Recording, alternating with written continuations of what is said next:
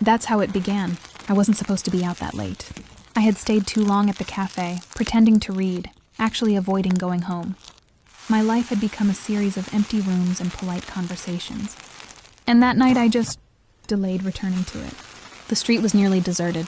One flickering street lamp, one parked car, one shadow too many. I didn't see him approach. I only remember the sudden grip, firm, unhesitating, and the sharp scent of something chemical flooding my senses. I tried to scream, but the world tilted, softened, dissolved. And then nothing. When I woke up, the first thing I noticed was the quiet. Not peaceful quiet, controlled quiet, like every sound had been deliberately removed. I was lying on a bed, clean sheets, a dim light overhead. No windows, my wrists weren't tied. That terrified me more than ropes would have. "Good," a voice said from the corner. "You're awake." I turned my head slowly. He was sitting in a chair, half hidden in shadow. Not looming, not threatening, just watching. "You're not restrained," I whispered. My throat burned. "I don't need to restrain you," he replied calmly. Something about the way he said it, certain, not arrogant, made my chest tighten. "Where am I?" "Safe." I almost laughed. "You kidnapped me." Yes.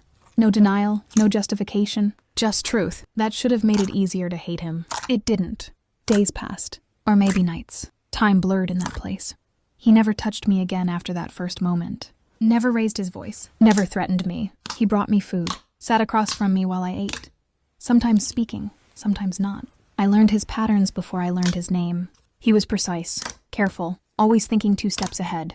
But sometimes, just sometimes, I caught something else. Hesitation, like he was constantly standing on the edge of a decision he couldn't quite make. "You can ask questions," he said one evening. I looked up from the book he had given me. "Will you answer them?" "Some." "Why me?" A pause. "You were convenient." That stung more than I expected. "Convenient?" I repeated. "You were alone, predictable, no one watching closely." I swallowed. "So I'm just an accident." His gaze sharpened slightly. "No." Silence stretched between us. "Then what am I?" I asked softly. He didn't answer, but he didn't look away either. The first crack in everything came a week later. I had tried the door before, always locked. That night I tried again out of habit. It opened. Just a fraction, just enough. My heart slammed against my ribs. Freedom. It was right there.